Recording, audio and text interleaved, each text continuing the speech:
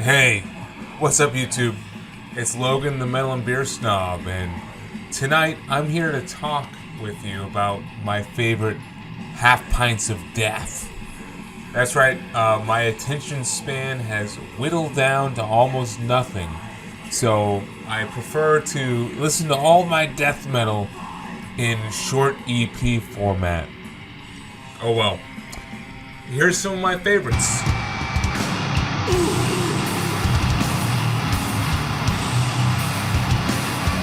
Alright, so truth be told, my attention span it's so-so. I can still listen to a full length, but life has gotten busier, I admit, and sometimes all I can squeeze in is a 15-minute long release. And especially in the morning before I head to work or during a quick intermission between doing various tasks, I only have time for something that's 15 minutes long, and I need that adrenaline pumping surge that only death metal can give. So these are my favorite 15-minute long or less death metal EPs. I'll admit, this is also inspired by running across this cute little can from Voodoo Ranger. Look at this. They have the Tropic Force Tropical IPA in mini ripper format. This is only a 7.5 ounce can, and yeah, this is a half pint of death for sure, because this fucking IPA right here is a whopping 9.5%. Chugging one or two of these mini rippers will get the job done, just as jamming one or two of these EPs I'm about to show thrash your neck and give you that adrenaline boost we all need. Cheers. Honestly, I hope they start selling these at coffee shops. So truthfully, this is not my first time recording this video. I actually published this exact same thing probably about a year ago, but I deleted it by accident. How the fuck does that happen? I don't know. We gotta, phone my former drunk self, I think. But it's all good. I'm recovering and sneaking in an extra 2 EPs for this edition of Half Pints of Death. So let's start first with the original EP that inspired me to want to make this video in the first place. This is from a technical death metal band, Wormed, and this is their 2010 EP, Quasi Neutrality. Wormed are just very technical, over-the-top tech death. They really excel at a million notes a minute, but also they border on that brutal death metal line. Sometimes for a full length, it's a bit much, I can only take so much blistering technicality in my face. On this, though, it's literally 3 songs, 2 proper, original tracks, and then 1 almost industrial tinged version of a previous song. It's great. The riffs are awesome. It flies by. The vocals are sick and nasty. I definitely stand by Wormed and Quasi Neutrality.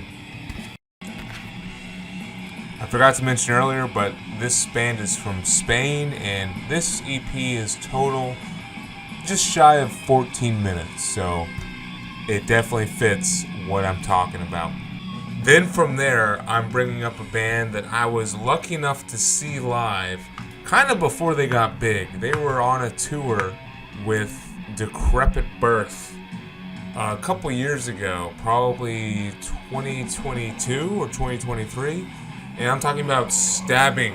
And this is their EP, Ravenous Psychotic Onslaught. This thing is just savage. It really does perfectly fit a mixture between groove and truly brutal slamming death metal. It is relentless, but at the same time, there are hooky riffs in these songs. My favorite track on here is track 3, Excrement Sarcophagus. Not only is that song title brutal as fuck, but the riff in here that, makes up the majority of the track, it just makes you want to thrash, flail your limbs about, do whatever you can. But it's super cool that this band is really kind of blown up a bit, and I am happy for them because this EP certainly showed off the quality that they had in store. Yeah. Cheers to this Texas brutal death metal band, Stabbing. And then we're going to a classic brutal death metal band, and I believe these guys are from New York. We're talking about Malignancy. And it's also kind of appropriate that I'm bringing them up because they literally just played this past weekend at the Maryland Death Fest. I've been seeing footage and it looks sick. They did a great job. They've got a great drummer currently. I would love to see them if I could. This is their EP from 2000, Motivated by Hunger. Look at this album artwork. It's the perfect piece to represent all that artwork could be in the early 2000s. Boob alert. Gotta love this shark in the background too. Now this is kind of a fun historical piece for Malignancy in my opinion. Just really shows where this style of death metal was at the turn of the century. Tracks like Motivated by Hunger and Vaginal Incisors just bring the ridiculous song titles and lyrical themes and also riffs. In total, this thing is about 13 minutes, but if you buy it on CD, there's a live version of Intrauterine Cannibalism, which is, of course, on their debut full length of the same name, which brings it up to about 16 minutes. But definitely worth checking out. Fucking Malignancy. And then this is what's in the background, a Maggot Stomp EP. Do any of you guys remember flocking to Maggot Stomp for every release? Well, I do, and this was one of them. This is Church of Disgust with their EP Consumed by Slow Putrefaction. So these guys have gone on to do stuff with Hell's Headbangers, but truthfully this is the favorite thing for me that they put out. It's just very old school and down-tuned and swamped in reverb. Like, it feels how these song titles sound, Drowned in Eldritch Slime, Consumed by Slow Putrefaction, Burst Coffin. It's a slimy, nasty, quick EP from this killer band. Which, gotta mention, these guys are another Texas band, and this EP clocks in at a whopping 11 minutes. Check it out. You got 11 minutes to spare.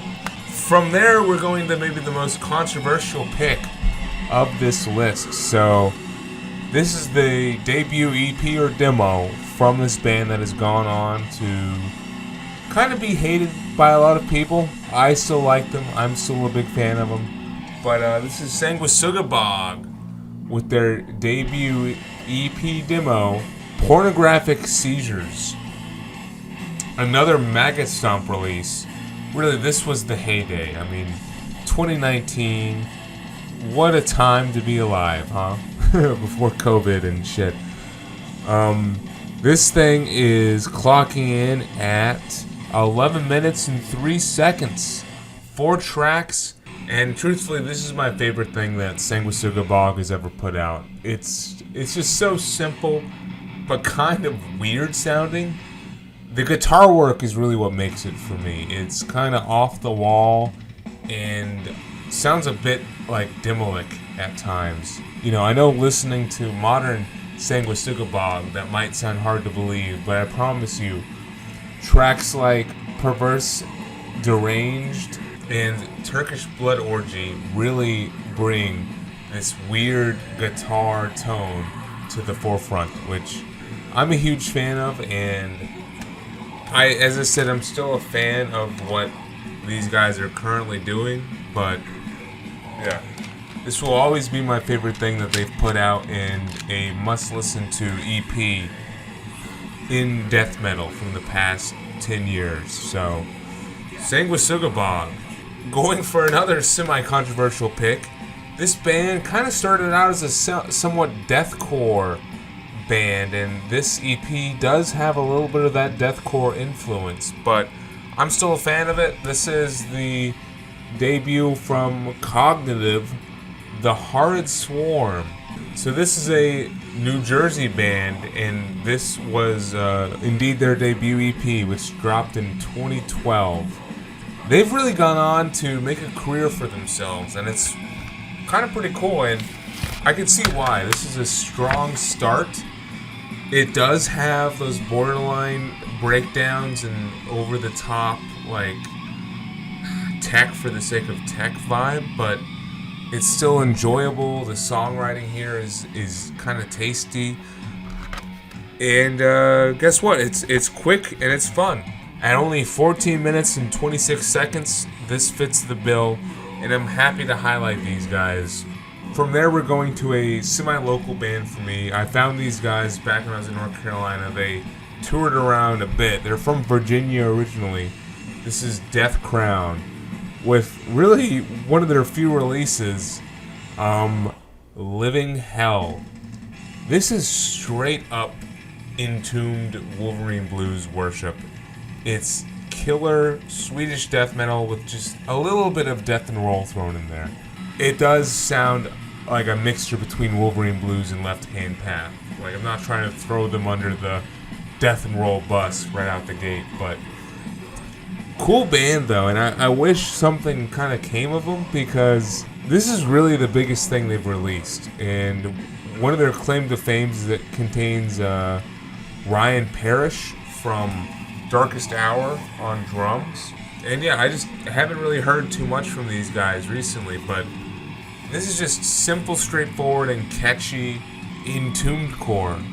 Came out in 2016, and we're clocking in roughly at 12 minutes and 54 seconds. And then from one of my favorite North Carolina cities, and just cities overall, Asheville, this is Harsh Realm, and this is their little debut EP, Beyond Torment. This thing came out in 2019, and I was lucky enough to see these guys pretty soon after, and that's where I picked this up. Fun fucking album, man. And it is a modern death metal, so there's definitely a vibe of hardcore in here, but at its core, it's very dark sounding. I'm happy to report that they recently released a debut album called Death Carries On, just from 2024, and it is awesome. It blows this EP out of the water. It partners with Midwife, which is like a, folky singer-songwriter lady, and just the combination of this pulverizing modern death metal with her vocals in interlude tracks really makes that album worth checking out. This absolutely is a high point for the albums that I'm showing. I wish nothing but the best for these guys. Please check out Harsh Realm from Asheville, North Carolina. And now we're getting to the new releases that I did not mention the last video that I did. So, first up, from Charlotte, North Carolina, and I don't know why I did not mention these guys, but this is Guilty View with their debut EP, Death Raid. This thing is sick. It came out in 2020 on Old Shadows Records, and this band also really play in that kind of modern death metal mix with just a bit of hardcore sound. And I gotta tell you, just how they present with the production and the riff writing, it makes me think of Power Trip, which I know Power Trip is not a death metal band, but there's just the right amount of groove and kind of punk energy in here that makes me think of it. And when I saw them live back in Charlotte, the lead singer, he wields the mic stand like he's Riley Gale from Power Trip, so that's also why. It doesn't hurt that there's an Anti-Simics cover on here as well. War Machine. Fuck yeah. But this is a brooding, brutal release. And check it out. Clocking in at 14 minutes on the dot. And then from there, I've got a VCLT pull actually. Jake from the Upside Down Church sent me this. This is Apollina with their debut EP, Endless Nights. So this is some like drugged out, melodic-ish death metal from Salt Lake City, Utah, which is his neck of the woods. This is just gnarly. I guess it's not necessarily too melodic, but they do right with some of that in mind. It's all a little bit centered around psychedelics, and that's why I mentioned it's drugged out. I mean, I'm assuming we got some shrooms in that bowl, as well as on that skull. Happy to include these guys. Fun 15-minute and 40-second EP right here. I rounded down to include it in for tonight's video, but definitely worth checking out. Apollina's Endless Nights. So there we go. That is 10 separate EPs, all clocking under 15 minutes apiece. So that's only 150 minutes of music. You can listen to 10 different things in 2.5 hours. Dude, check this shit out. It's fun. It comes in handy when you're in a bind with time. And it's good to support these local bands. So either way, thanks for watching this shit. I appreciate you. Stick around for whatever I have in store for the future. And until then, cheers. Drink good beer, listen to good metal.